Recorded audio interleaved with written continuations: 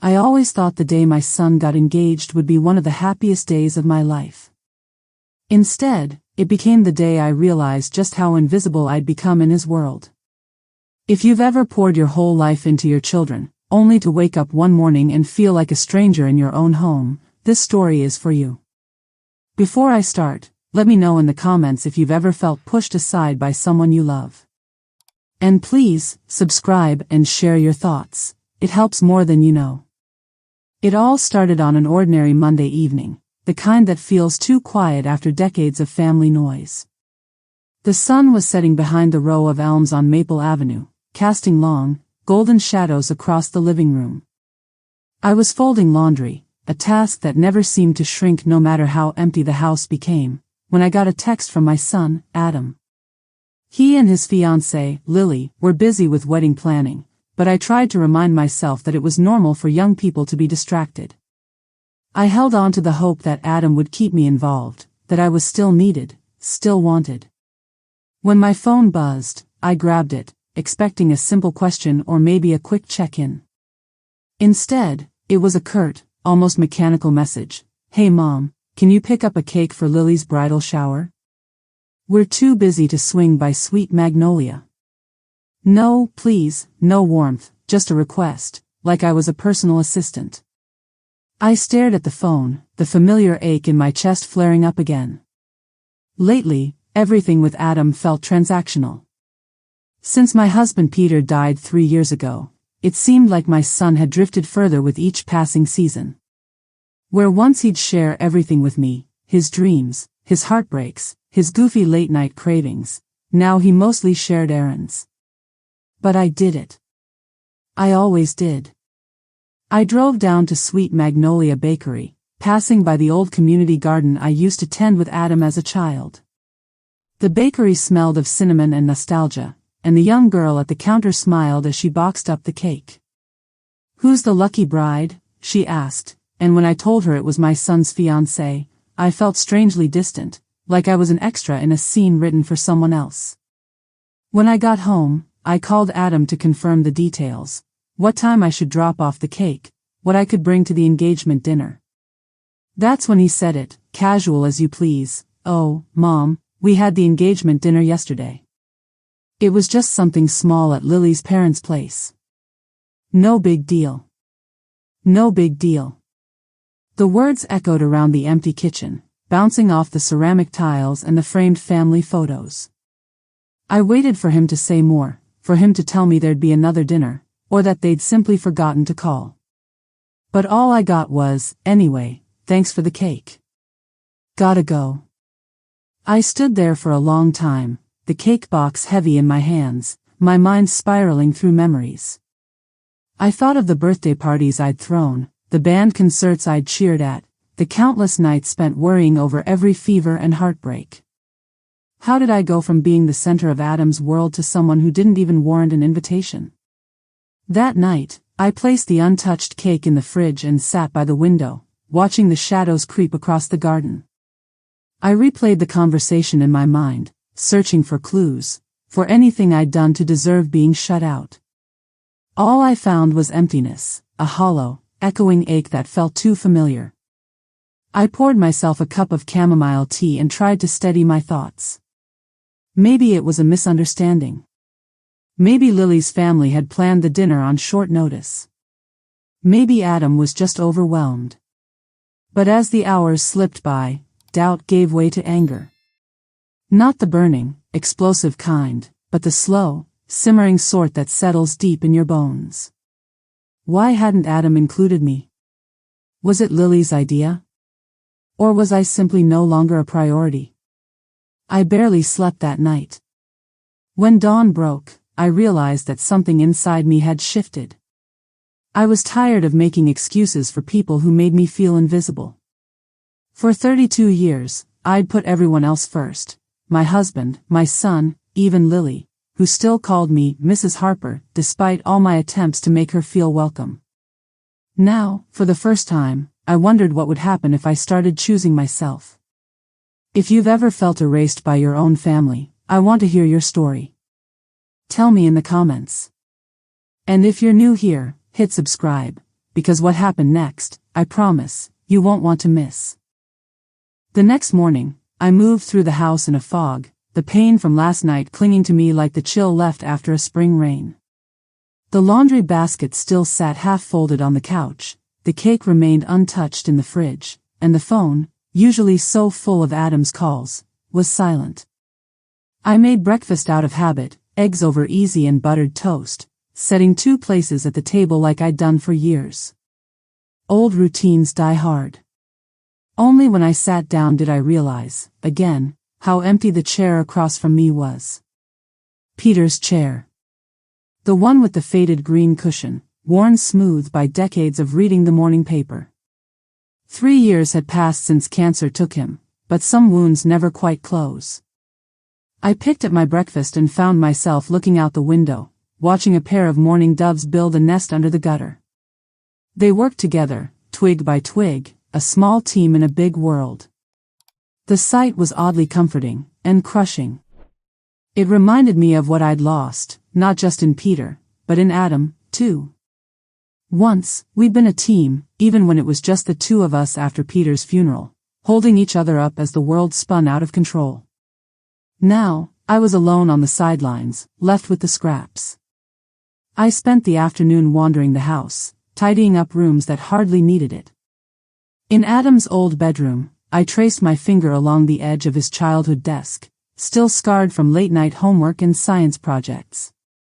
I found a dusty box of his old baseball cards and sat on the bed, thumbing through the memories. There was his first Little League photo, front tooth missing, cap too big, grinning up at me like a secret only we shared. My phone buzzed on the nightstand. For a split second, my heart leapt. Maybe Adam had remembered. Maybe he was calling to apologize, to invite me over for dinner, to explain. But it was just a group message from the neighborhood association. Don't forget, Spring Fling Bake Sale at Lincoln Park this Saturday. I stared at the screen a long time, feeling the familiar ache of disappointment settle over me. I considered texting Adam, but what would I say? Why didn't you invite me? Was I just an afterthought? No matter how I phrased it, I knew the answer would be the same: excuses, evasions, an offhand apology that never really addressed the pain. I set the phone aside and stood, moving through the rest of the day like a ghost in my own house. In the evening, I pulled the cake from the fridge and brought it next door to Mrs. Kravitz, the widow who lived alone with her ginger tabby, Pumpkin. She opened the door in her floral bathrobe, surprised but smiling. "For you, Helen," I said, managing a small grin. "Too much sugar in my house, and you always liked chocolate ganache." She insisted I come in for coffee. We sat together at her small kitchen table, sharing cake and stories. She told me about her daughter in Arizona who rarely called, and I listened, comforted by the easy silence between us. For a moment, I could almost forget the ache of being left behind. When I got home, I stood in the doorway, the silence pressing in on me.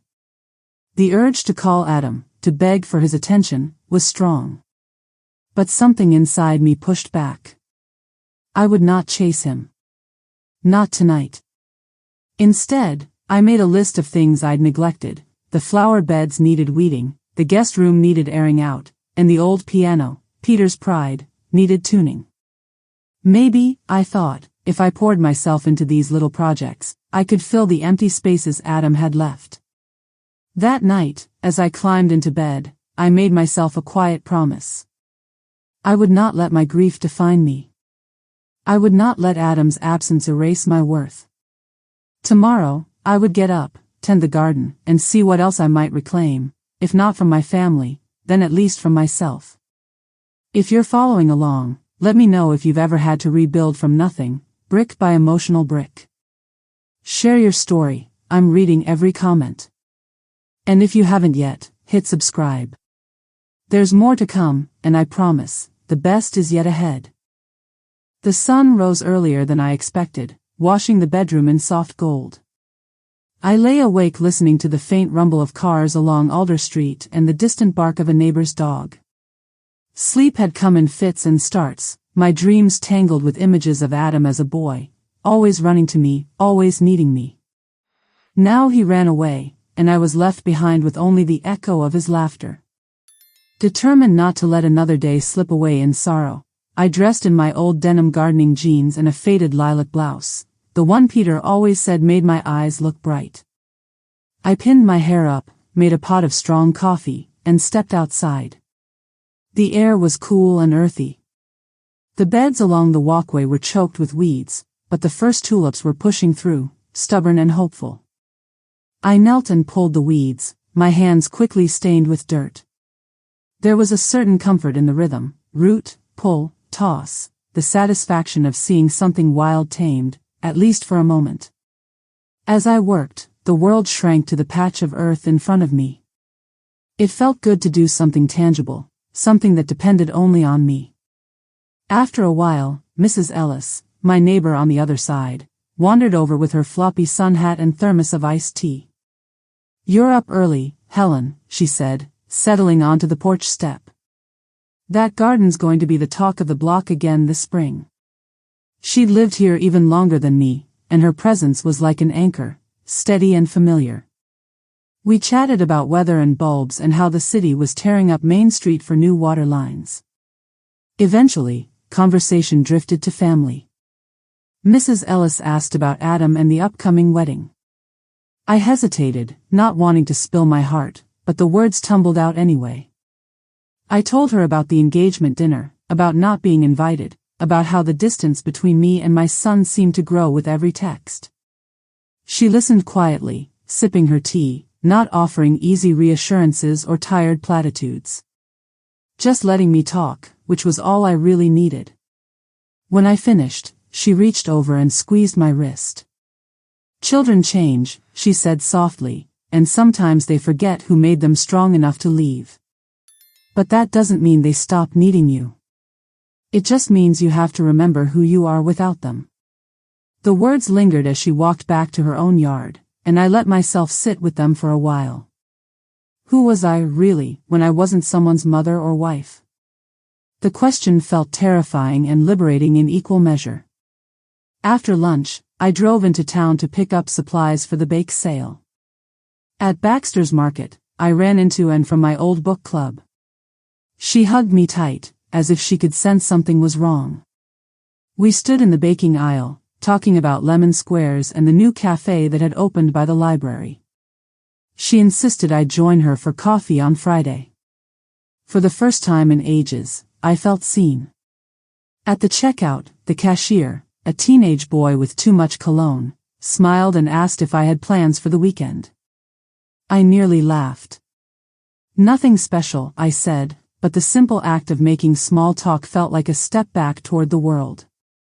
That evening, I baked a double batch of blueberry muffins, filling the house with warmth and the scent of vanilla.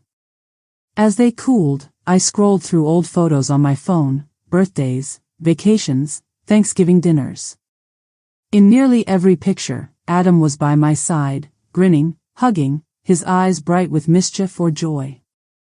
I let myself cry, just for a moment, not out of anger but from mourning what used to be. Then I wiped my eyes and texted Anne, "Friday sounds perfect. I'll bring the lemon squares." I hit send before I could second-guess myself. I ended the day sitting on the porch with a cup of tea, watching the streetlights blink on one by one. The ache in my chest was still there, but it was softened by the satisfaction of a day spent living for myself, even if only in small ways. For the first time since the engagement dinner, I felt a flicker of something like hope. If you've ever had to find yourself again after a loss, whether that loss is a person or just the way things used to be, tell me what helped you. I'd love to read your stories. And if this resonates, subscribe so you don't miss what comes next. I'm finding my way, one day at a time. By Thursday, the house had started to feel less like a museum for lost memories and more like a place where I actually lived. I watered the tulips, washed the guest linens, and rearranged the living room, moving Peter's favorite armchair into the sunlight. It was strange, but each small change seemed to loosen some invisible knot inside me. There was no rush, just the gentle, steady pace of doing something for myself. Late that afternoon, as I was dusting the bookshelves, my phone buzzed with Adam's name flashing across the screen. My pulse jumped. I told myself not to expect much, not to hope, but the heart rarely listens to reason. I answered on the second ring. "Hi, sweetheart." Adam sounded rushed, distracted. I could hear traffic in the background, the beep of a crosswalk signal. "Hey, Mom. Listen, do you still have my black suit? The one from Ben's wedding?" I glanced toward the hall closet where I kept all the things he never bothered to take when he moved out. "Yes, I think so." "Why?" "I need it for Saturday. Lily's cousin is getting married, and I can't find anything that fits. Could you get it dry cleaned for me? And, maybe pick up a new tie? Something blue, not too bright." The old me, the version that lived for any scrap of his attention, would have leapt into action, desperate to please, grateful just to be needed. I felt that impulse surge up, then falter as I remembered the sting of his words, the dinner I wasn't invited to, the cake still sitting in Mrs. Kravitz's fridge. "I can get it cleaned," I said carefully, "but I won't have time to shop for a tie. Maybe you and Lily could pick one out together? Make an afternoon of it." There was a pause. I could hear his surprise even over the city noise. "Oh. Okay. I just thought, well, never mind. Thanks, Mom." He hung up before I could say anything more, and I stared at the phone, heart pounding. Had I done the right thing? Was this petty, or just a reasonable boundary? I wanted to call him back, to explain, to soften the edges, but I didn't. Instead, I fetched the suit from the closet and carried it to the dry cleaner on the corner of Elm and Foster. The woman behind the counter, Mrs. Martinez, greeted me with a smile. "Haven't seen you in a while, Helen. How's your boy doing?" I forced a smile. "He's busy. Getting married soon." She clucked her tongue and winked. "They always come back when they need something. Don't let him run you ragged, you hear?" I laughed, more from relief than amusement. As I left, I realized how many women in this town knew what it was like to be needed only when it was convenient for their children. I wasn't alone, not really. On my walk home, I stopped at the florist, Daisy Lane Flowers, a shop painted sunflower yellow with window boxes spilling over with marigolds and sweet peas. I bought myself a bouquet of yellow tulips, bright and hopeful, and set them in a blue vase on the kitchen table. That night, Adam texted. "Thanks for the suit. I'll pick it up Friday. Hope you're well." No mention of the dinner. No apology. Just a line, as if we were business associates, not family. For a moment, I felt the old sadness creeping in. But then I looked at the tulips, the rearranged living room, the muffins cooling on the counter for Saturday's bake sale. My life was fuller than I'd allowed myself to believe. I wasn't waiting for scraps anymore. Before bed, I wrote in my journal, a habit I'd let slip in the chaos of grief and loneliness. I wrote about the dry cleaner, about saying no to the tie, about the sharpness and shame and relief that followed. I wrote about my mother, long gone now, and how she'd taught me to stand up for myself, even when it hurt. I wondered what she would say if she saw me now. Probably this: "You're stronger than you think. And you're allowed to say no." If you've ever struggled to set boundaries with someone you love, I'd love to know how you did it. Leave a comment, or just say hi. And if this story feels familiar, make sure to subscribe. There's still so much more I need to share. Saturday morning arrived with birdsong and the promise of spring in the air. I loaded 2 trays of blueberry muffins and a tin of lemon squares into my old Corolla and headed to Lincoln Park for the Spring Fling bake sale. The sun filtered through new green leaves, dappling the sidewalk with shifting patches of light. The park was buzzing. Card tables lined the path, loaded with everything from brownies to homemade sourdough, and kids ran circles around the big oak in the center. I found and by the coffee urn, already deep in conversation with Pastor Greg about the best method for brewing decaf. She spotted me and waved me over, her eyes bright. "Helen. You made it. Let me help." Within minutes, I was surrounded by the laughter and easy chatter of friends. It felt good, almost normal. And introduced me to her sister, visiting from Chicago, and soon I was lost in stories about city life and grandkids and disastrous Thanksgiving turkeys. For a while, I forgot about Adam, forgot about the ache in my chest. But as the morning wore on, I couldn't help scanning the crowd for a familiar face. Once, Adam would have been here beside me, snatching muffins when he thought I wasn't looking, teasing me about my apron with the embroidered daisies. Now, even the memory felt like a story that belonged to someone else. Around noon, Mrs. Kravitz shuffled over with Pumpkin trailing at her heels, meowing for crumbs. "Saw your boy's picture in the paper, Helen," she said, passing me a clipping. "That's some fiancé he's got. Looks just like her mother." I took the newsprint and stared at the photo, Adam and Lily, arm in arm at a fundraising gala, both smiling, polished, picture perfect. The caption mentioned Lily's family, her work with the local library board, even her dog's name. I scanned the short paragraph for my own, but my name was nowhere to be found. I tried to laugh it off, but a tightness formed behind my eyes. I handed the clipping back. "She's a lovely girl," I said. "They seem happy." Mrs. Kravitz patted my shoulder, her fingers cold and thin. "Kids these days, they don't mean to forget. The world's just spinning faster for them, that's all." She pressed a Tupperware container into my hand, a few slices of her famous apple strudel. "For you, honey. You always liked it best." By mid-afternoon, the sale was winding down. I sat on a bench with Anne, watching the last of the tables get packed up. "You've been quiet today," she said gently. I told her about the clipping, about how small I'd felt reading it, about the suit and the tie, about the engagement dinner that never was. And listened, her eyes soft.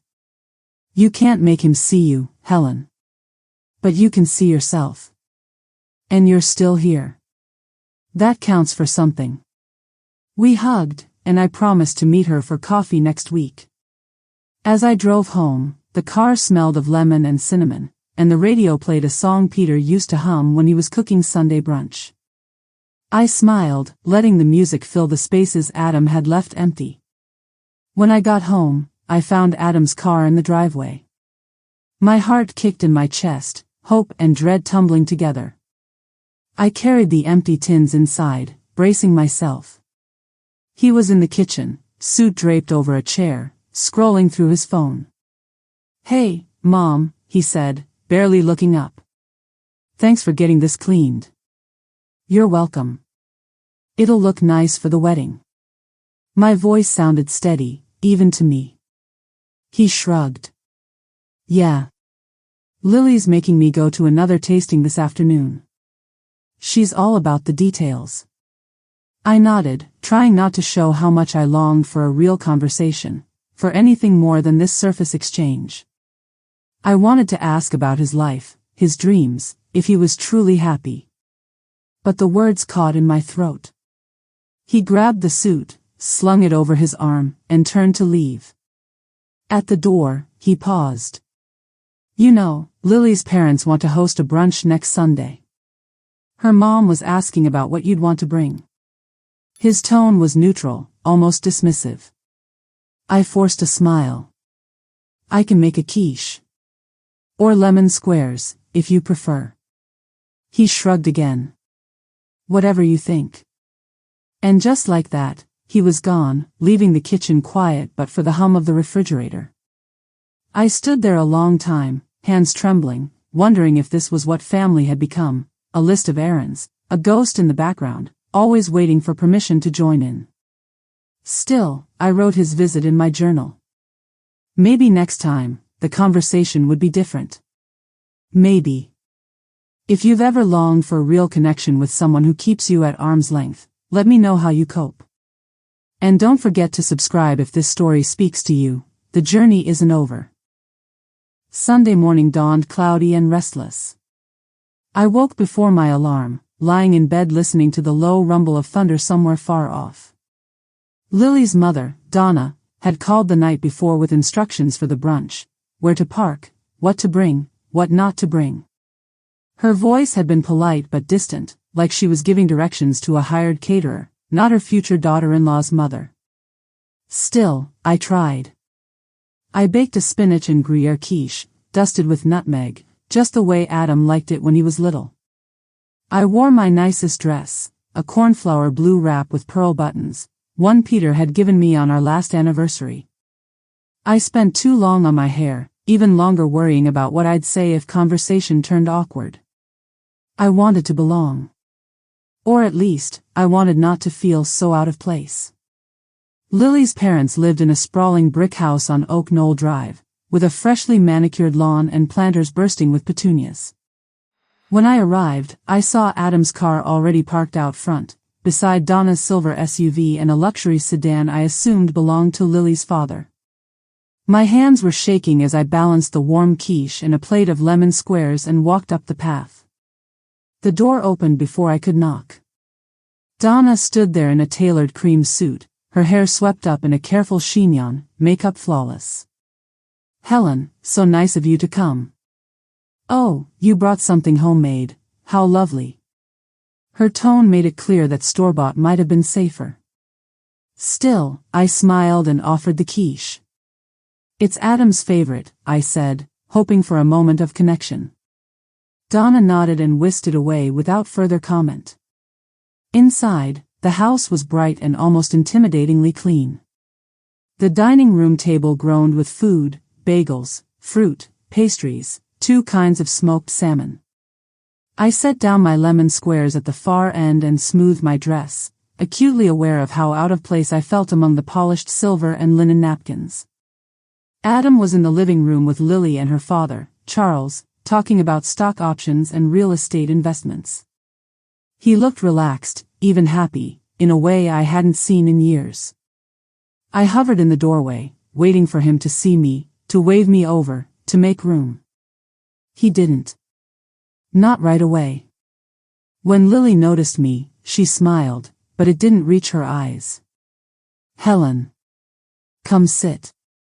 She gestured to an empty chair at the far end of the table, away from the conversation. I sat, listening to the low hum of talk about wedding venues and guest lists, rental properties, and the market. Now and then, someone would ask if I wanted more coffee or another pastry, but mostly I was left to watch, to nod, to exist on the periphery. At one point, Donna turned to me with a practiced smile. "Helen, I heard you taught at Jefferson Elementary for over 30 years. That must have been rewarding." "It was," I replied. "I still keep in touch with some of my old students." She nodded, lips pursed. "I suppose it takes a certain temperament.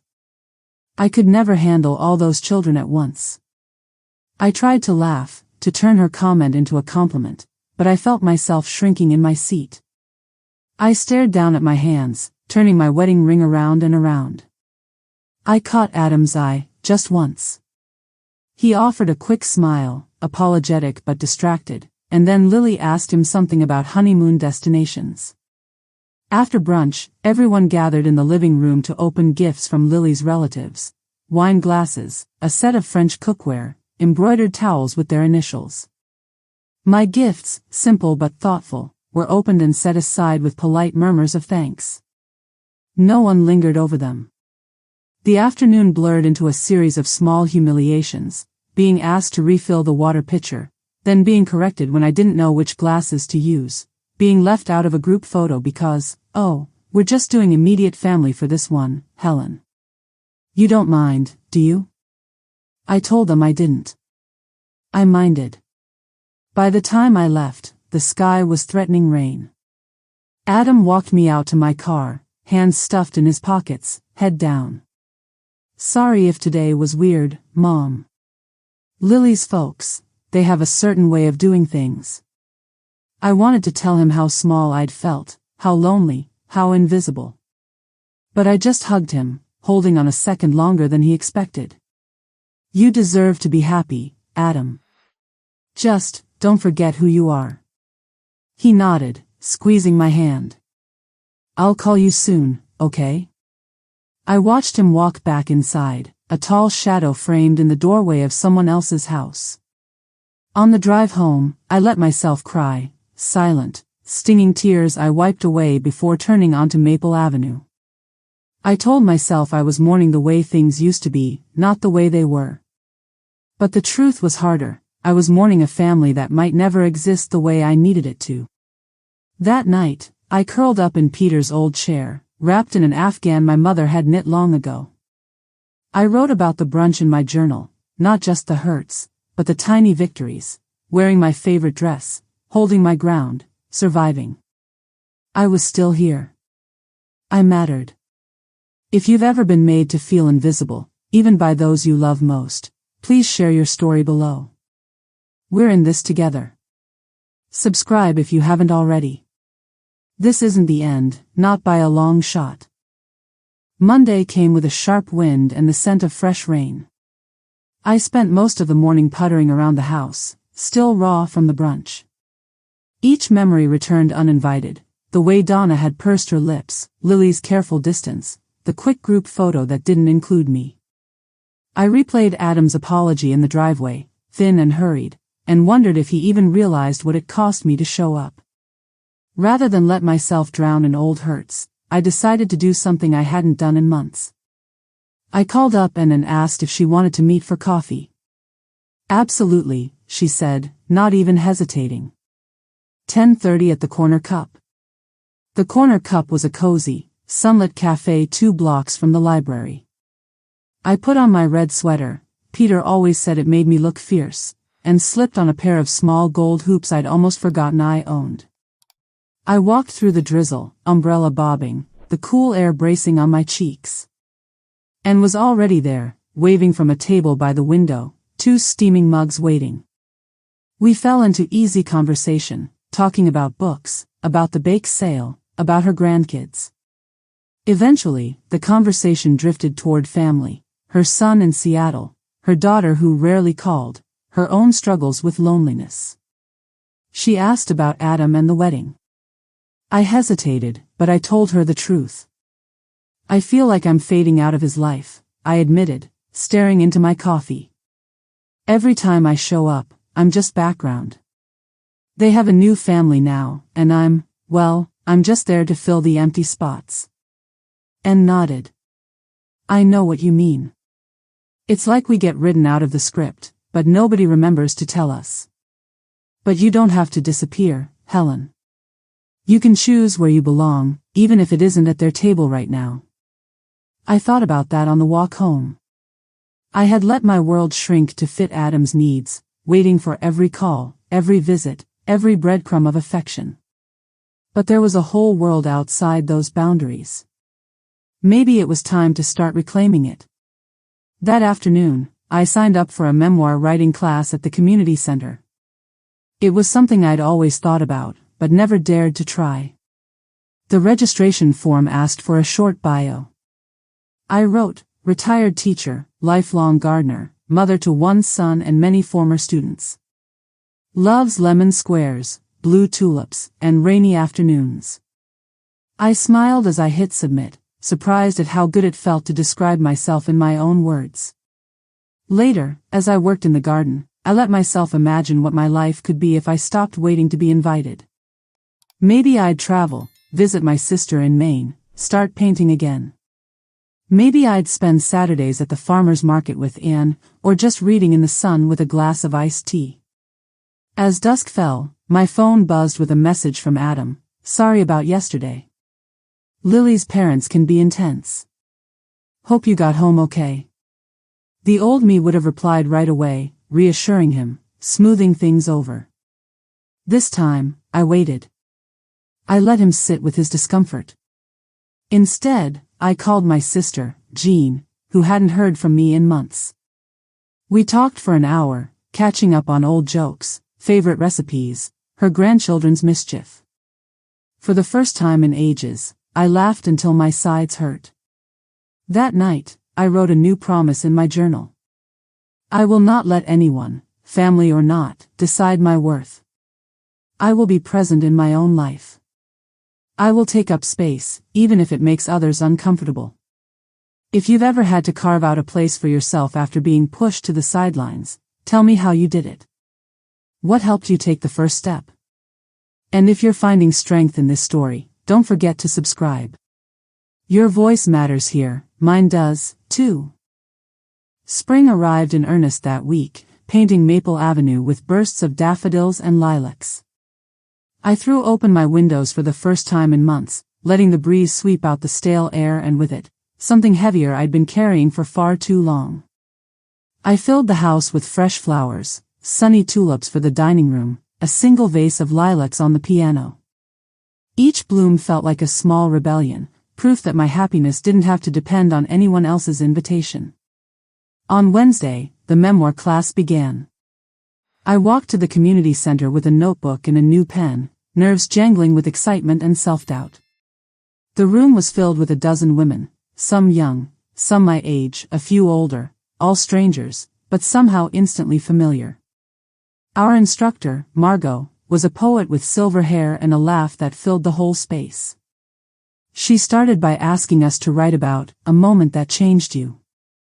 I stared at my blank page, but the words came surprisingly quickly.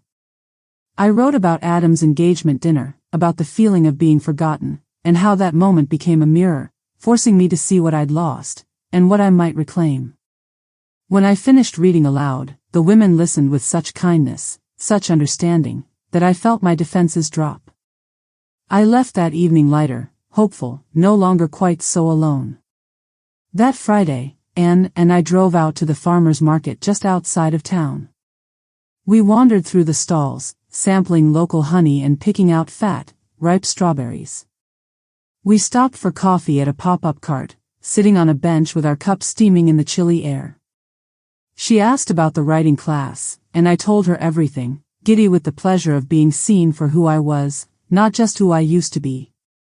As we packed up to go, I felt my phone buzz in my pocket. A message from Adam. Hey Mom, can you watch Pumpkin this weekend? Lily and I have to drive to St. Louis for her cousin's baby shower. We'll be gone 2 nights. I stared at the screen, the familiar mix of resentment and longing rising in my chest. Part of me wanted to say yes, to feel needed again. Part of me hesitated. It was so easy to slip back into the old roles, the old patterns, always available, always last minute. I texted back, I'd love to help, but I have plans on Saturday, maybe you can check with Mrs. Kravitz? She's home all weekend. A minute passed. 2. Then, oh. Okay, I'll ask her. Thanks anyway. No anger, just surprise. It was the first time I could remember not dropping everything for Adam. The relief I felt was immediate and immense. That night, alone with a book and a glass of wine, I let myself savor the feeling. Not guilt, just peace. I was allowed to have my own life, my own plans. I was allowed to say no. Later, I sat at my writing desk, the soft glow of the lamp illuminating a fresh page. I wrote about boundaries, about the subtle ways we teach others how to treat us, about the courage it takes to put yourself first. I wrote about daffodils and lemon squares and the wide, blue sky opening above Maple Avenue. If you're learning to say no, no matter how late in life it comes, I hope you know how brave that is. Tell me your story in the comments. And if you haven't yet, subscribe. There's freedom in every chapter we write for ourselves. Saturday morning I lingered over coffee and a chapter of my latest book, the windows wide open to the chorus of birds in the maple trees. There was no rush, no looming sense of obligation, just sunlight, a plate of warm toast, and a peaceful heart. I was weeding the flower beds when Adam's car pulled into the drive, earlier than I expected. He climbed out, looking tired and uncertain, a duffel bag over one shoulder.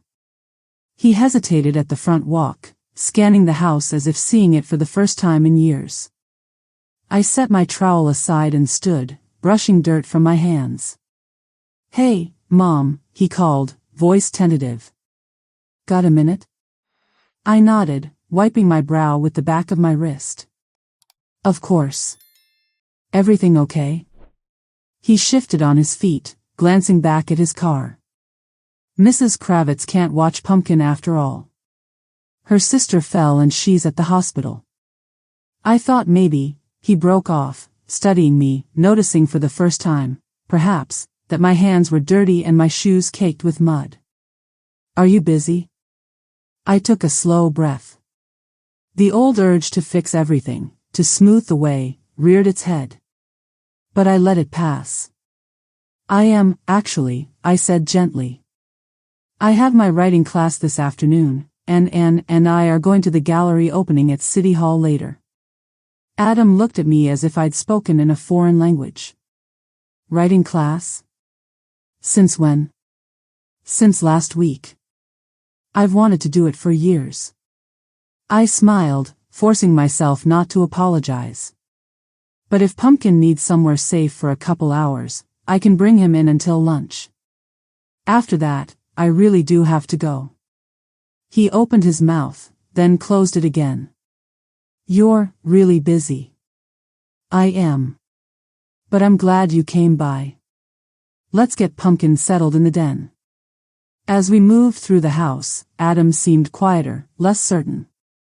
He noticed the fresh flowers on the table, the new painting I'd hung by the stairs, the stack of notebooks on the arm of Peter's old chair.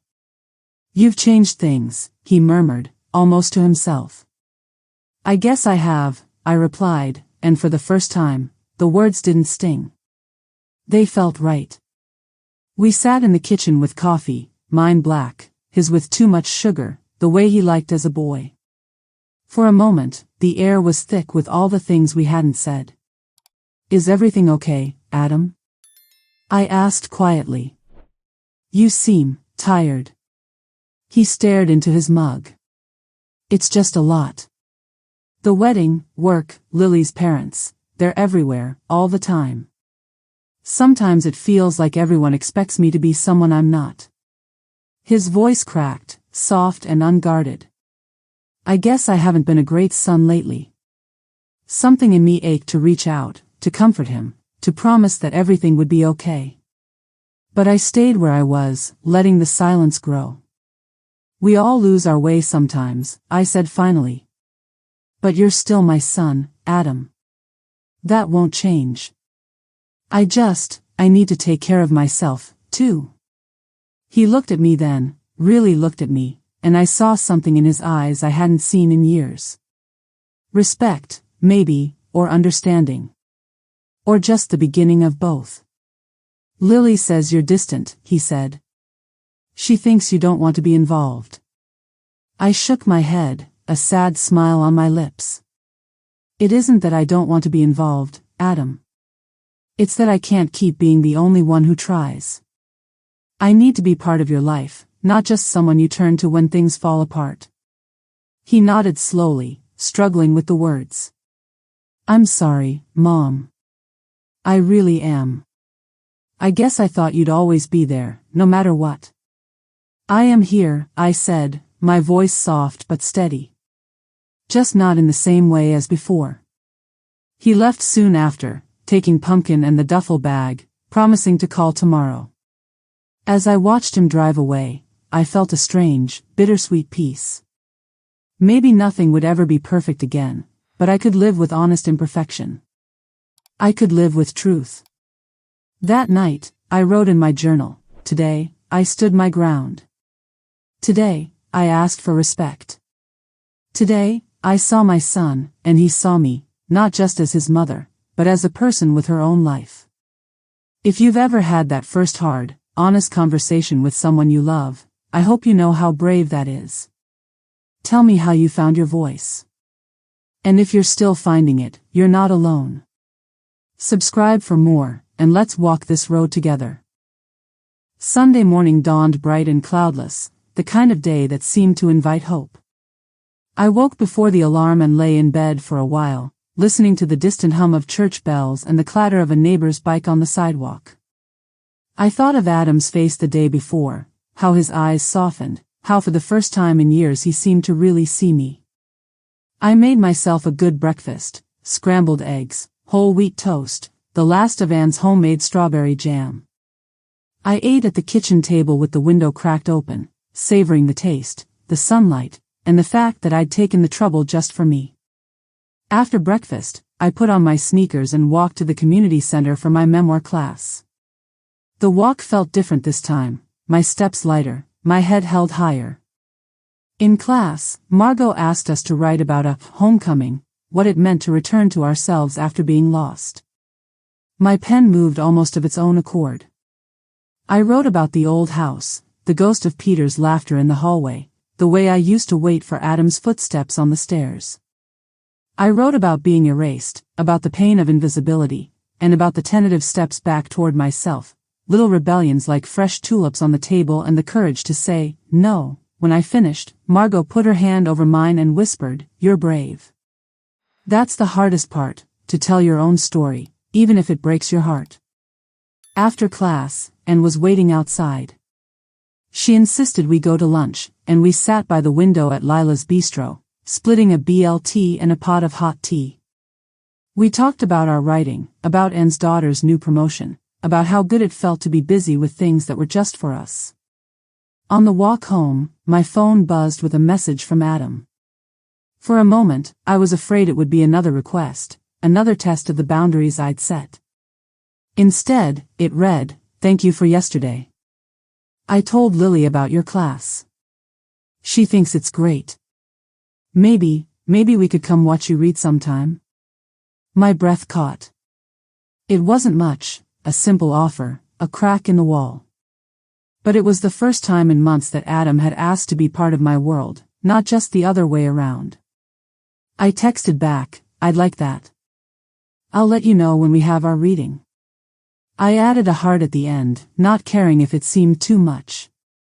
This, I realized, was what I'd been hungry for, not errands or apologies, but respect and genuine curiosity about my life. The rest of the afternoon was spent in the garden. I pulled weeds, planted sweet peas along the fence, and let the sun warm my back. For a while, I just listened, to the wind, to the laughter of children down the street, to the quiet inside my own mind. Evening brought a test of my new strength. Lily called, her voice strained. "Hi, Helen, I hope you're well. Adam said you're busy today, but I'm in a bit of a bind. My mother had a last-minute emergency, and I have to get to a work dinner. Could you come let the dog out? Just for an hour or so?" I paused, weighing my answer. The old me would have gone in an instant, dropping whatever I was doing to help. But the new me thought about my plans. My reading group met at 7, and I was looking forward to it. "I'm so sorry, Lily," I said gently, "but I have an event tonight that I can't miss. If you need, I can give you the number for a local pet sitter. They're wonderful with animals." There was a silence on the other end. Finally, Lily said, "That's okay. I'll figure something out. Thanks, Helen." We hung up, and I felt a strange mix of relief and sadness. It was never easy to disappoint someone, but I knew it was the right choice. I was learning that caring for others didn't have to mean abandoning myself. That night, I read a poem at my group, my voice steady even as my hands shook. When the applause came, small and sincere, I felt more alive than I had in years. If you've ever chosen yourself, even when it meant letting someone else down, I'd love to hear how it changed you. Leave a comment or subscribe if you haven't already. Sometimes, the smallest acts of courage lead to the biggest changes. Monday morning was cool and gray, the sky low with clouds, but inside, I felt lighter than I had in months. I busied myself with the usual chores, watering the houseplants, sorting the laundry, calling the pharmacy to refill my prescription. It was a quiet, ordinary day, the kind I'd once dreaded for its emptiness, but now, it felt like space to breathe. Just after noon, my phone rang. It was Adam. I hesitated before answering, bracing myself for another request or apology. But his voice was different, warmer, less hurried. "Hey, Mom. How was your reading last night? I smiled into the phone, surprised by how much I wanted to tell him. It went well. I was nervous, but everyone was kind. I think I'm getting the hang of this. He chuckled. That's great. Lily said she was sorry to bother you yesterday. I should have told her about your plans. We both get so used to you always saying yes. There it was, the truth, spoken plainly. For a moment, I felt a flicker of the old guilt, the urge to apologize for letting anyone down. But I pressed it away. It's not your fault, Adam. I let it happen. But I'm learning. I have to take care of myself, too. He was quiet for a moment. I know. I'm glad you are. I want to do better, Mom. I don't want you to feel left out or used. I appreciate that, I said softly. But it's not just about being included. It's about respect. I need you to see me as more than just your safety net. He didn't argue. He just listened. For once, there were no easy promises, just the messy, honest work of repair. After we hung up, I took myself out to lunch, just a small deli on the corner, but I sat by the window and ordered soup and a grilled cheese, reading through the local paper and watching the world go by. I felt the shift inside myself, the difference between living in anticipation of someone else's call and living in the moment. That evening, as I finished planting the last of the sweet peas along the back fence, Mrs. Kravitz wandered over with Pumpkin in her arms. He keeps escaping to your yard, she laughed. Can't blame him. It's looking beautiful over here. She sat beside me on the stoop, and we talked about books, about her sister's recovery, about how hard it was to say no when you were used to being the one who fixed everything. You know, Helen, she said, sometimes I think we raise our children to be independent, but nobody teaches us how to be independent from them. Her words landed with the quiet force of truth. I thought of all the years I'd defined myself by what Adam needed, how I'd built my world around his happiness, forgetting that mine mattered too. A few minutes later, my phone buzzed again. This time, it was Lily. Can we talk? I debated not answering, but curiosity, and maybe a need for closure, won out. She sounded tired, brittle around the edges. I'm sorry if we've taken you for granted, Helen, she said. It's just, with my parents, everything is expected, everything is scheduled. I guess we started treating you like a backup plan instead of family. I let her words settle before replying. Thank you for saying that, Lily. But I need you to understand, I'm happy to help when I can. But I can't keep being available on demand. I have a life, too. There was another long pause. I get it, she said, her voice small. We'll do better. When we hung up, I felt a mix of relief and sadness. I knew old habits wouldn't disappear overnight, but the fact that they were trying, really trying, meant more than I could say. That night, I invited Anne and a few women from the writing class over for coffee and lemon squares. We sat around my kitchen table, sharing stories, laughter, and dreams. I realized, suddenly, that I wasn't waiting for Adam to call, or for someone else to fill the emptiness. My life was my own, full in ways I'd never expected. If you've ever found new family in old friends, or had to draw a line with those you love most, I hope you know that's not failure, it's growth. Share your story below, and if you're still here with me, subscribe. The last chapter is coming, and it's the one I'm proudest to tell. A week later, the peonies in my front garden exploded into bloom, fat, pink blossoms so heavy they nearly toppled their stems. Every time I stepped outside, their scent stopped me in my tracks, lush and bright, proof that something beautiful can thrive after a long, hard winter. The days settled into a gentle rhythm. I met Anne for coffee twice that week, tried a new recipe for olive bread, finished the first draft of a story I'd started in memoir class. I filled my house with small pleasures, fresh bread on the counter, music drifting from the old radio, sunshine spilling across Peter's chair in the late afternoon. For the first time in years, I felt at home in my own skin. On Saturday, Adam called. He sounded lighter, too. "Mom, would you like to come over for dinner next week? Lily and I want to try out her grandmother's lasagna recipe. We'd love to have you." Something in his voice was different, not guilt or duty, but a real invitation. "I'd love to," I said. "What can I bring?" He laughed. "Just yourself. And maybe those lemon squares." After we hung up, I set down the phone and sat quietly, letting the warmth of that simple exchange wash over me. It wasn't a grand gesture, just the easy comfort of being wanted, not needed, a welcome guest, not a rescue squad. That night, I walked through the neighborhood at dusk. Porch lights winked on, children called to one another across yards, and the sky blushed lavender above the rooftops. I thought about everything I'd learned, that love and boundaries are not opposites, that respect is earned on both sides, and that I am allowed to choose myself every single day. At home, I found a letter from the community center in the mailbox. My writing class had nominated me to read at the spring festival.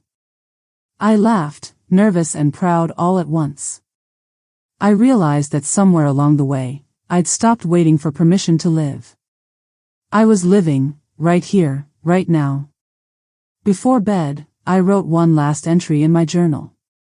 I am no longer invisible. I am the author of my own story.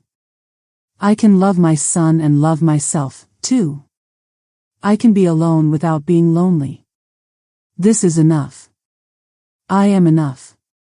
To anyone reading or listening, if you've ever felt erased or overlooked, if you struggled to set boundaries or lost yourself in the roles others gave you, I hope my story gives you courage. Tell me your story in the comments, or simply say you're here.